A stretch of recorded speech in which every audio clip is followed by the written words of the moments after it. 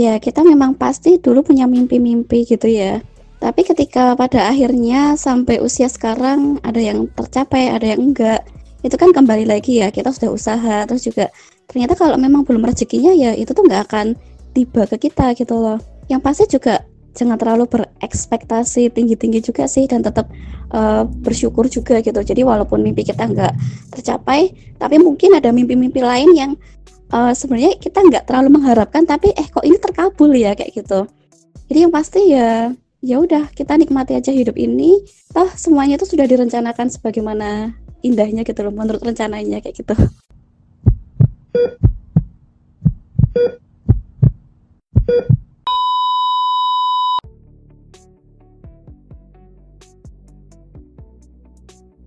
Masa high school atau SMU atau sekarang kelas 10 sampai 12 bagi banyak orang adalah masa-masa yang cukup menorehkan kesan di dalam hidup mereka. Salah satunya adalah mengenai persahabatan yang terjalin saat itu.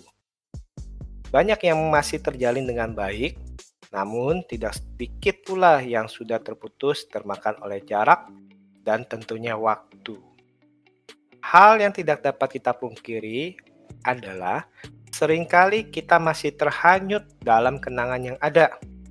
Sedangkan dalam kehidupan nyata, di mana kita masing-masing menjalani hidup kita, mungkin saja jauh dari harapan atau bayangan, bahkan mimpi kita saat itu. Hey, hey, hey! Selamat bergabung di channel BB69. Apa kabar nih Sobat BB69?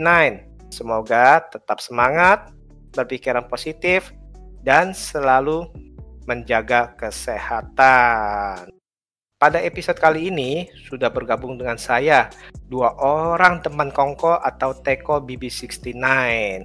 Nah, yang pertama ini ada Mbak Nat nih, admin dari @captainmovie. Halo Mbak Nat, apa kabar? Halo, apa kabar? Baik nih. Gimana nih Mbak Nat? Sehat-sehat selalu? Alhamdulillah sehat. Sehat Aman juga ya? kan semuanya? Aman. Ya walaupun ini juga deket-deket rumah sakit sih. Oh, dekat rumah sakit ya. Boleh kenalin diri Mbak Nat nih di Sobat BB69. Oke, jadi aku ini sebagai admin dari Captain Movie, terus biasa dipanggil Nat aja ya, jadi inisial Nat aja. Oke. Nah, teman kongko yang kedua ini nggak asing lagi nih. Halo Mas Izul, apa kabar? Halo, selamat siang Mas Tiawan dan Mbak Nat dari Captain Movie. Alhamdulillah sehat. Kalian sehat semua kayaknya ya. Amin. Sehat. Harus. Mas Izul, admin dari @realzul ya. Seneng banget kita bisa berjumpa lagi nih, walaupun kita berbeda lokasi nih. Saya dari Jakarta, Mbak Nat dari Jogja. Mas Zul sekarang di mana Mas Zul? Saya di Samarinda di Kalimantan Timur. Samarinda, Kalimantan. Bahkan beda waktu juga ya. Yes, beda waktu. Tadi mau janjian aja harus pakai WIB atau WIB. Oke, baik. Nah, pada episode kali ini saya ingin berbincang-bincang mengenai 2 film yang sebenarnya itu berhubungan satu dengan yang lain. Yang pertama adalah sebuah film Korea Selatan dengan genre drama komedi yang berlatar tahun 80-an yang judulnya Sunny. Film ini merupakan film yang berpenghasilan tertinggi kedua pada tahun itu di negaranya. Selain itu, sang sutradara si Kang Hyeng Chol dan editor Nam Na-young memenangkan Best Director dan Best Editing di Grand Bell Award. Sedangkan sang artis Kang Sora memenangkan beberapa penghargaan. Kalau Mas Izul untuk film Sunny gimana? Saya nonton Sunny ini 2012. Waktu itu kan copy film dari teman. Nah, saya nggak tahu kalau bakal diadaptasi dijadikan bebas. Kisahnya tentang yang usaha geng leader yang namanya Chunwa kena kanker, terus dia minta tolong Nami yang kebetulan datang ke rumah sakit di mana ibunya dirawat untuk mempertemukan anggota 6 orang lagi yang terpisah ya, karena dia nggak tahu kondisinya kan. Permintaan terakhir menjelang menajal dia gitu. Nah, Lumayan nyesek sih endingnya. endingnya lumayan nyesek. Nah, kesan pertama nonton Sunny itu gimana tuh? Kalau kesan pertama saya nonton itu kan karena biasa nonton ya tanpa ekspektasi apa-apa. Terus ternyata saat ini kayaknya memunculkan rasa nostalgia yang tentang sahabat kita dulu, atau yang realitasnya sudah jauh banget bedanya dari sekarang. Ibaratnya zaman dulu kan sekolah senang-senang, bolos segala macam. Sekarang ya ampun, permasalahan hidup kok banyak banget. Tidak seindah. Gitu sih. Kalau Mbak Nat untuk film Sunny ada yang berkesan nggak? Kalau untuk film Sunny ya, kan aku nonton 2 versi nih, Korea sama yang Jepang ya.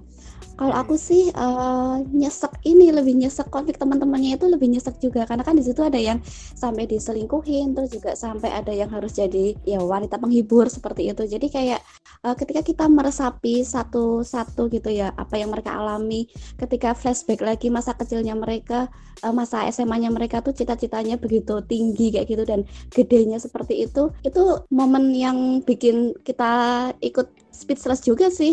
Kalau yang bebas kan lebih ke fun ya, sedihnya ada tapi nggak senyesek yang versi aslinya kayak gitu. Nah, kalau saya tanya adegan yang paling berkesan di film Sunny nih, Itu tadi, jadi adegan ketika nonton video lama, ketika mereka mengutarakan cita-citanya masing-masing, dan ketika besarnya itu ada yang beruntung hidupnya sukses, tapi ada juga yang nasibnya nggak seberuntung temennya kayak gitu. Terus juga adegan terakhir yang waktu membacakan surat wasiat. Jadi ketika temennya yang kurang beruntung itu, kayak mereka kan butuh banget ya, butuh rezeki, terus juga butuh bantuan seperti itu, dan Allah tuh ngasih perantaranya itu lewat siapa namanya? Si Chunwa.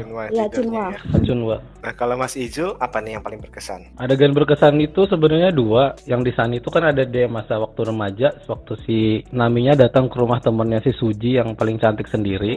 Terus dia menemukan alasan kenapa si Suji nggak suka sama dirinya. Ternyata ibu tirinya daerahnya sama kayak si Nami di daerah pedesaan di Korea sana.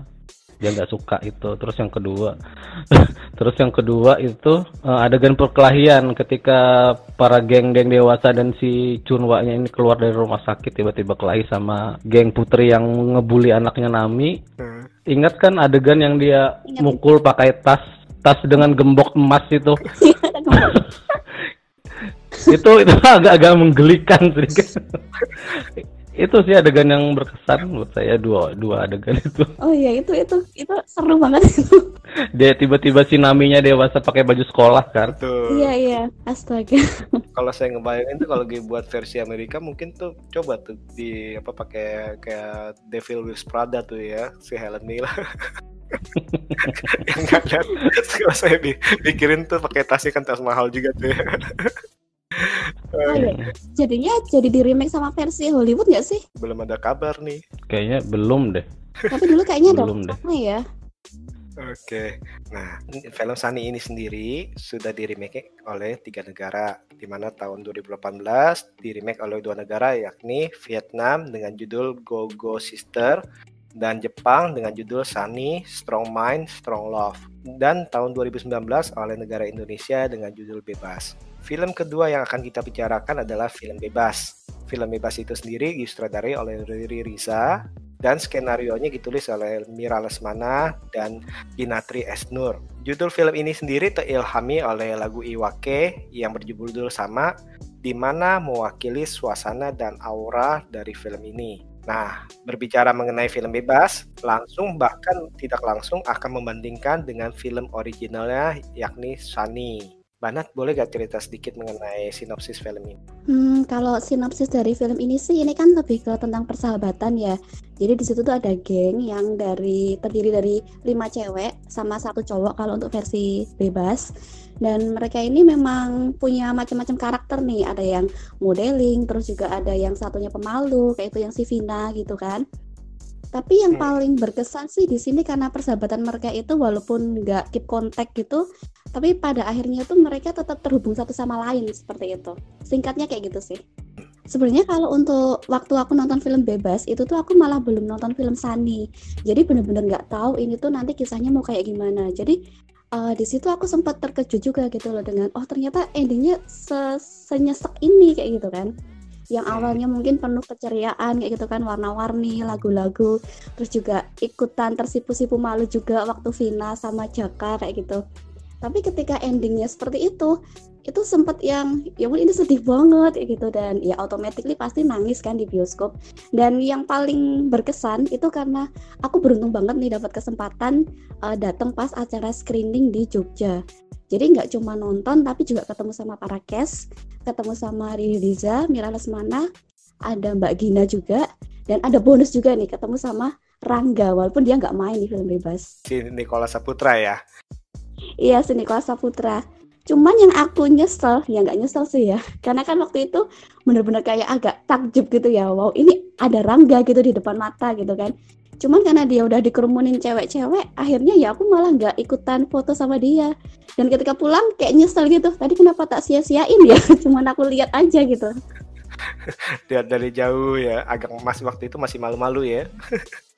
Sebenarnya nggak jauh juga loh, udah bener-bener di hadapan. Tapi karena harus rebutan sama cewek-cewek lain, aku jadi kayak ya nyerah aja deh kayak gitu. Karena kayak ya udahlah, kayaknya kalah juga gitu sama yang lain.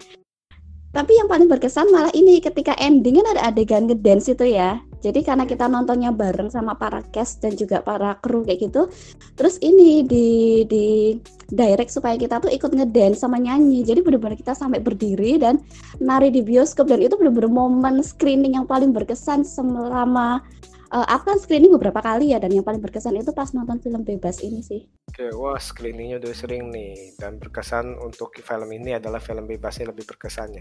Nah, apa nilai plus dan nilai minus dari film bebas dibandingkan dengan film Sunny? Plusnya adalah ada tokoh Jojo cowok sendiri yang muncul di grup geng cewek sendiri itu ya. Terus juga kayak saya kan melihat realita nih, di mana zaman-zaman sekolah dulu pasti ada satu geng cewek semua 5 orang, terus tiba-tiba nyempil satu cowok. Terus salah satunya. Jangan-jangan saya nih, emang iya sih. Terang aja itu berkesan. Bercanda mas. Terus tokoh ibu yang si Ambu ya dipanggilnya, ibunya Pina nih yang diperankan oleh Sarah Sechan. Suka aja lihat dia di layar setelah sekian lama nggak main film kan, karena ini kan lucu dan mengesankan adegan-adegan dia. Kamu ini teh ya. kapilates katanya gitu-gitulah. Ya. Dan kemudian kan ada penjelasan sedikit kenapa tuh mereka berpisah dan susah bertemu sekian tahun. Bahkan di dalam satu tokohnya siapa yang diperankan Indy Barens itu, dia bahkan nyari di sosmed tapi juga nggak ada hasil gitu. Kemudian ya minusnya sendiri, saya kurang suka dengan ini sih, penggambaran tokoh yang diperankan sama Lutesha. Kurang miscast aja perasaan saya. Kalau cantik juga nggak terlalu, juga kalau di Korea kan ketika dia dandan kan cantik banget. Kalau Lutesha ya jatuhnya biasa aja. Salah casting gitu sih. Kalau menurut saya loh. Oke, kalau dari Mbak Nat gimana nih? Nilai plus dan minus dari film bebas bila dibandingkan dengan Sunny? Oke, untuk nilai plus dari film bebas sendiri kan memang buatan Indonesia, jadi lebih relate aja kayak gitu. Terus juga lagu-lagunya lebih familiar di telinga. Walaupun yang Sunny juga familiar juga sih. Terus kalau untuk minusnya dari film si bebas ini, itu karena konflik teman-temannya nggak semenyentuh yang versi Sunny. Jadi kalau untuk yang Sunny itu benar-benar itu punya kesedihan tersendiri yang juga bikin kita ini iba dan kasihan juga. Tapi kalau untuk bebas masih agak kurang sih. Tapi film bebas ini rekomendasi dan salah satu patut dibanggakan lah. Betul. Saya juga setuju sih, untuk konfliknya itu lebih berasal dari film Sunny, karena seperti karakter yang dimainkan oleh Mbak Widi, yaitu Gina itu yang mengalami kebangkrutan karena krisis moneter ya, ibunya yang kena stroke segala macam itu, harusnya itu bisa lebih mengena, tapi kok di film ini kok sepertinya kok rasanya itu datar-datar aja sih.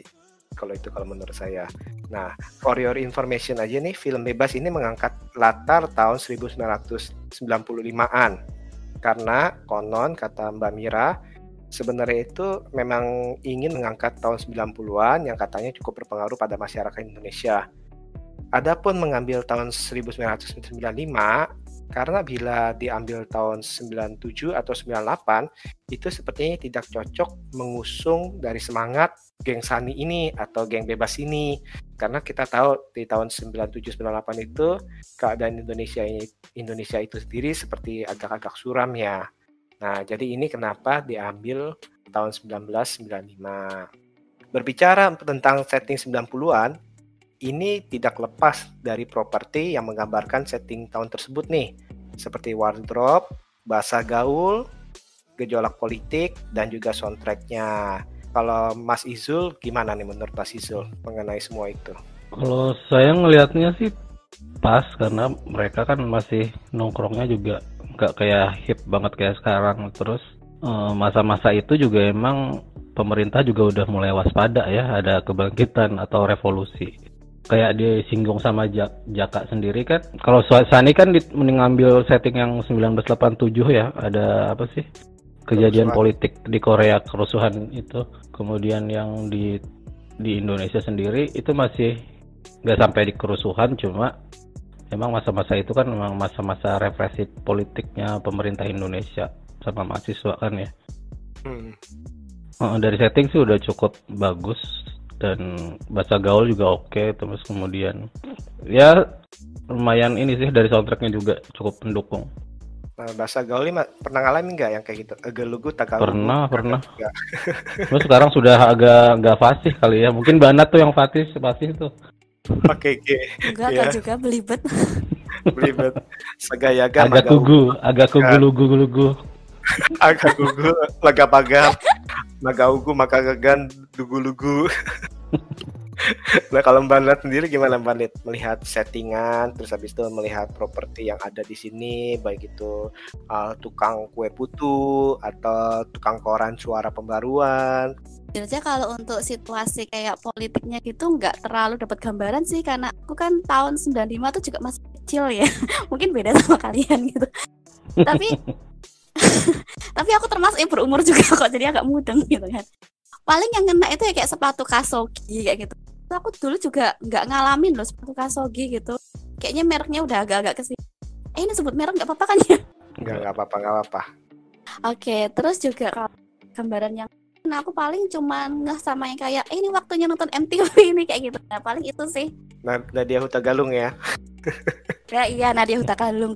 Itu namanya agak sama kan? Nat juga tuh. Oke. Nah, ini sebenarnya ini udah disinggung oleh si Mas Izul nih, ya, yakni pada film Sunny semua anggota gengnya adalah wanita, sedangkan pada film Bebas ada karakter Jojo nih yang diperankan oleh Baskara Mahendra, dan waktu dewasa itu diperankan oleh Baim Wong yang digambarkan Kemayu. Nah, bagaimana menurut Mbak Nat itu mengenai keputusan ini? Sebenarnya karena memang sekolahnya sekolah umum ya, jadi malah wajar kalau ada cowoknya. Dan kalau si Jojo ini jadi agak kemayu-kemayu gitu ya nggak apa-apa, karena memang punya cewek kan. Toh gedenya dia juga punya pacar cewek gitu. Pokoknya walaupun kemayu asal dia masih lurus nggak apa-apa, termaafkan. Penggambarannya sih menurut saya sih nggak lebay ya, maksudnya nggak lebay seperti ya karakter yang sering kita jumpain tuh di pertelevisian ya. Jadi digambarkan menurut saya sih jadi cukup baik masih dengan fine aja. Apalagi Baim Wong tuh menggambarkan itu juga kemayunya masih dalam taraf, nggak terlalu lebay sih kalau menurut saya. Nah kalau Mas Isul gimana? Iya, Tadi kan sempat ketularan cewek-cewek aja sih tuh kayaknya. Ketularan. Nah kalau Mas Isul gimana? Tadi kan sempat ngomong soal si Jojo nih, gimana? Kalau Mas si Isul Jojonya. Kalau si Jojo sendiri ini seperti mengamini kayak kalimat si tokoh Andin di film arisannya Tehnia Dinata kan ya. Ada tuh yang Diamond is not a girl best friend but gay guy is girl best friend. Karena ya banyak grup ya emang nyatanya emang kayak gitu. Tiba-tiba tahu-tahu ya jadi apa gitu. Kemayu, kemudian kan dia berkembang ya. Sebenarnya emang punya pacar cewek, tapi kan di ending juga si Jojo diperlihatkan kalau si Chris tuh tahu kalau Jojo tuh sebenarnya gimana. Itu sih, cuma pesannya nggak terlalu eksplisit sih. Kalau itu yang saya tangkap sih, jadi agak ya nggak apa-apa sih, memberi warna sendiri ya, pembeda dari film-film yang lain. Betul. Dan kehadiran pacarnya juga unik juga gitu loh. Baik banget. Benar. Itu pacar yang beda umurnya jauh kali itu ya. Karena kayak obrolannya Tante rempong. Udah generasi alpha mah pacarnya itu. Oke. Nah, apakah suasana persahabatan yang digambarkan di film Bebas ataupun di film Sunny ini relate gak Mas dalam masa high school Anda nih? Kalau saya tanya ke Mbak Nat gimana? Jujur aja kalau untuk masa SMA aku itu gak standar, gak terlalu banyak rebel gitu. Tapi malah lebih ke pas kuliah.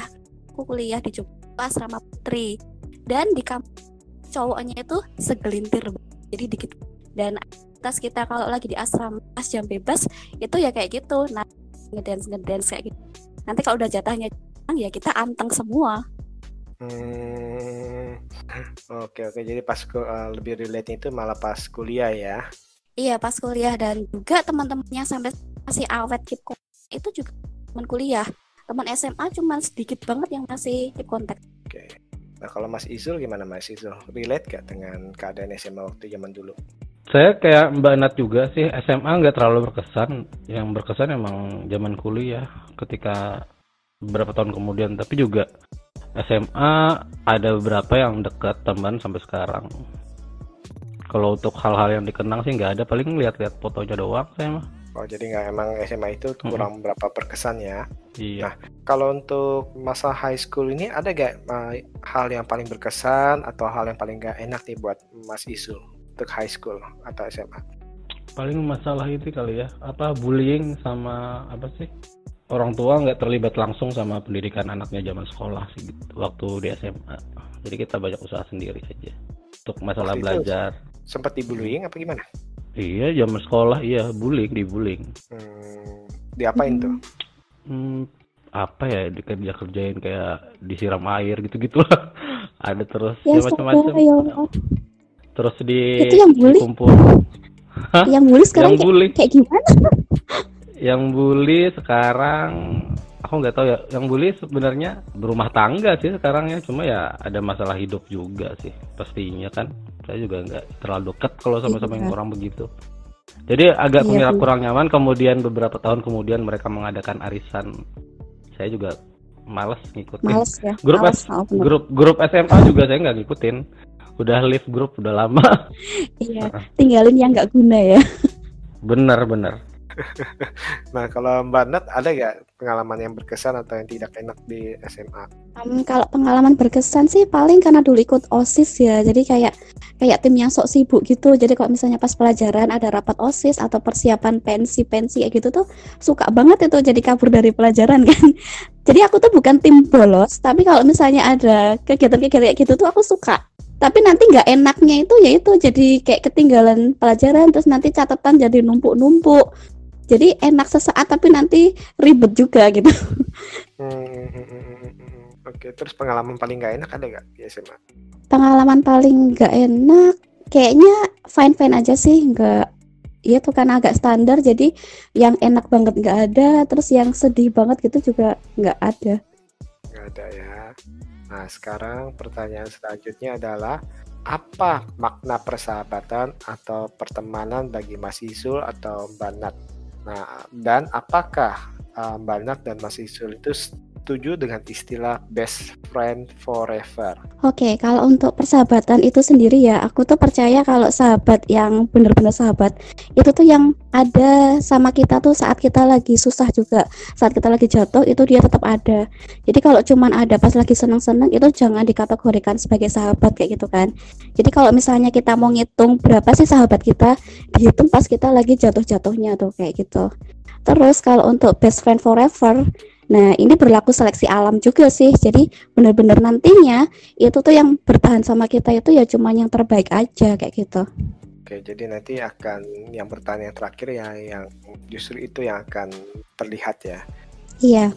Nah, kalau Mas Izul gimana nih? Kalau buat saya persahabatan sendiri kan berubah-ubah tuh kalau masa kuliah, masa kerja atau masa sekolah, SMA. Jadi itu cuma menjaga kita supaya tetap waras aja sih sekolah, jadi nggak dulu. Iya, kan saya juga punya sahabat juga demen bolos, jalan-jalan kemana-mana. Terus juga zaman kerja juga, ya beberapa ngumpul juga enak-enak aja sih. Menjaga kewarasan aja sih, dan tidak selalu sahabat itu berujung selamanya kayak BFF. Karena kan kayak kata Vina di film Bebas, people change gitu sih. Iya, benar-benar. Emang sih sahabat tuh datang silih berganti gitu ya, sesuai fasenya kita gitu loh. Misalnya SMA ya SMA, habis itu mungkin hilang, tapi nanti kuliah dapat sahabat baru, hilang, nanti kerja dapat sahabat baru lagi. Tapi nanti paling nggak ada lah 1 atau 2 yang masih awet gitu kan. Ada sih beberapa juga sih kayak gitu. Tetangga deket mah. Tetangga. Nanti sudah menikah berbeda lagi ya, sudah punya anak itu berbeda lagi ya pastinya ya. Nah itu juga tuh kayak standar gimana sih, kayak temanku kan juga udah banyak yang nikah tuh, terus juga pada sibuk sendiri-sendiri lah. Nah ada yang emang dia udah nikah, udah sibuk, tapi tetap masih keep kontak dan tetap ngeluangin waktu buat ketemu tuh juga aku mengapresiasi persahabatannya banget gitu loh, daripada mereka yang udah langsung sok sibuk sama keluarganya sendiri. Nah Mbak Nat bisa ngomong gitu karena belum menikah ya. Nah iya. Oke. Nanti ada fasenya sendiri. Nah, sekarang ngomong-ngomong soal tadi itu, masih ada kontak gak dengan sahabat kecil? Kalau dari kecil banget Nggak ada. Karena kebetulan dulu juga aku kan dulu sekolahnya aku sebut aja di Tarakanita gitu kan. Nah teman-temannya tuh kan waktu zaman kita SD, SMP, SMA, aku juga belum punya HP gitu ya ibaratnya. Jadi ketika sekarang nggak tahu nomornya, nggak tahu kontaknya, dan aku juga nggak kepo sosmednya juga. Jadi ya udah sih, biar nggak usah kontak-kontakan aja nggak apa-apa gitu. Tapi paling deket teman kuliah sih sampai sekarang. Dan kuliah kan juga udah lumayan beberapa tahun yang lalu ya. Jadi ya udah terbilang cukup awet sih. Nah kalau Mas Izul gimana Mas Izul? Sahabat yang masih kontak sejak SMA ada. Yang SD dekat rumah malah. Cuma yang nggak terlalu karena juga dia sibuk kerja kan. Dari kecil di dekat rumah tinggalnya. Jadi dulu satu sekolah, satu SMA. Cuma dia udah kuliah. Udah menjelang fase-fase yang beda lah. Yang masih akrab sampai sekarang sih ada yang sampai 12 tahun, teman kuliah dari zaman 2003. Ada juga yang dari SMA. Ya memang banyak yang berubah sih. Nggak bisa di keep terus menerus. Nah di dalam film ini diangkat juga nih mengenai kematian. Nah, sekarang saya mau nanya ke Mbak Nat dulu. Apa pandangan Mbak Nat pribadi mengenai kematian itu sendiri? Kematian, aduh sedih kalau bahas ini. Karena tidak bisa dilepaskan pesan utama dari film ini ya ujung-ujungnya mengenai kematian sih. Iya, jadi sebenarnya kematian itu kan memang sesuatu hal yang pasti ya. Semua yang bernyawa itu pasti akan mati. Tapi kita tuh kayak seolah-olah nggak pernah siap gitu loh kalau kita ditinggal sama orang yang kita sayang. Dan juga kita juga kayak nggak akan pernah siap gitu loh kalau kita harus pulang dengan bekal amal yang masih ala kadarnya kayak gini. Makanya kalau kayak Chris gitu ya, dicontohkan gitu ya, dia sampai mewariskan semuanya itu buat sahabat-sahabatnya. Nah itu semoga nantinya ya jadi amal kayak gitu. Cuman ya itu tadi, kematian itu memang kita nggak akan pernah siap ditinggal sama orang yang kita sayang. Oke, kalau Mas Izul sendiri gimana Mas Izul memandang kematian? Memandang kematian ya sudah jatuhnya biasa aja sekarang, karena kan saya juga pernah ditinggal sahabat waktu kuliah, meninggal tuh. Ada juga yang yang orang tua sendiri, ya gitu-gitulah. Cuma ya gimana ya, suka tidak suka ya emang harus dilalui setiap orang, mau gimana pun juga. Cuma kan karena tema ini kan terlalu namanya film kan kadang harus happy ending atau nggak suram-suram banget, jadi jarang diangkat tentang kematian itu sih. Apalagi tema film sendiri kan yang kayak Sani sama Bebas ini kan persahabatan ya.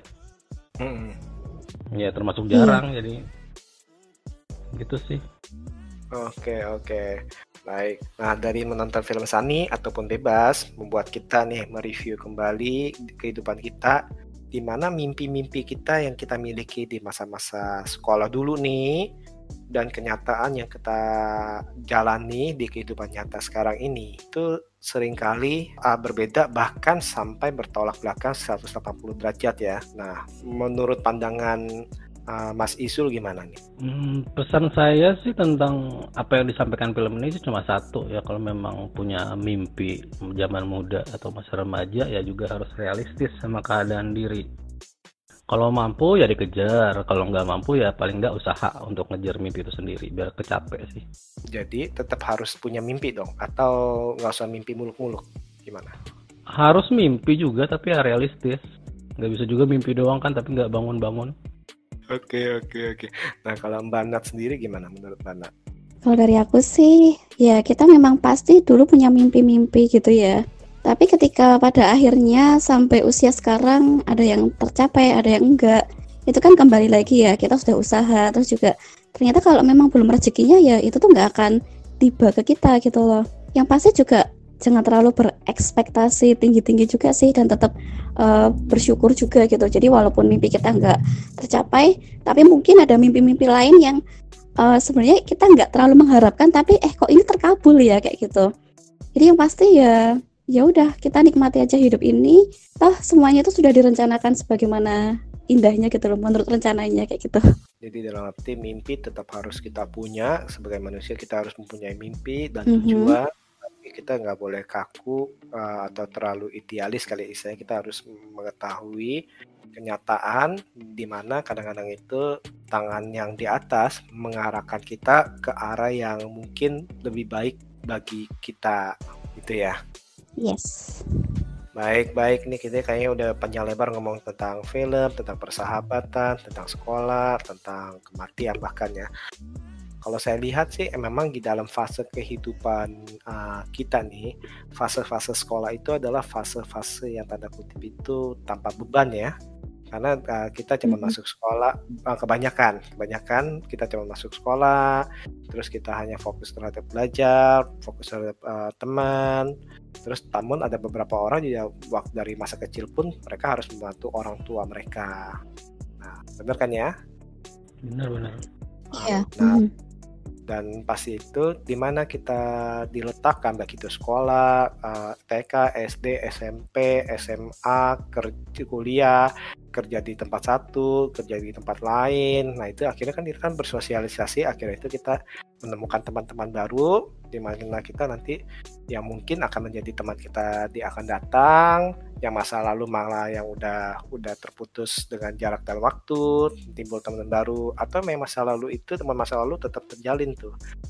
Apapun itu persahabatan pasti ada gunanya bagi kita manusia nih. Kalau Mas Isul bilang membuat kita tetap waras ya. Memang benar karena itu kebutuhan sosial kita, buat kita seperti itu. Oke, terima kasih nih untuk Mbak Nat sama Mas Izul nih. Kira-kira ada pesan-pesan nggak mengenai apapun untuk Sobat BB69 nih dari Mbak Nat dulu? Kalau aku sih syukuri ya orang-orang yang masih setia sama kita, jaga mereka. Kalaupun ada yang menghilang kayak gitu, ya udah lepaskan aja. Toh hidup ini memang kayak gini, datang dan pergi kayak gitu. Oke. Kalau dari Mas Izul? Buat saya sih persahabatan ya memang fluktuasi yang turun naik selalu ya. Ya supaya tetap waras harus ada sahabat lah, karena manusia kan makhluk sosial. Dan jangan lupa dengerin terus podcast BB69. Oh iya, terima kasih juga udah diundang. Terima kasih loh udah diundang. Yang kapok-kapok ya. Nah Mbak Nat kalau untuk melihat review-review film dari Mbak Nat nih, di IG-nya di mana? Di @captain.movie. Oke, captain.movie. Kaptennya pakai pakai C. Pakai C. Captain. Captain, oh my captain. Oke, kalau Mas Izul? Akun IG saya ada di Real Jul seperti biasa. Oke, terima kasih banyak nih untuk kalian nih jadi teman kongko sama-sama, BB69. Ya, sama-sama. Untuk para sobat BB69, terima kasih untuk mendengarkan episode kali ini mengenai film Sunny dan mengenai bebas dan juga mengenai sharing-sharing mengenai persahabatan. Sampai jumpa di episode selanjutnya tentunya dengan tema yang berbeda pula. Oke, see you.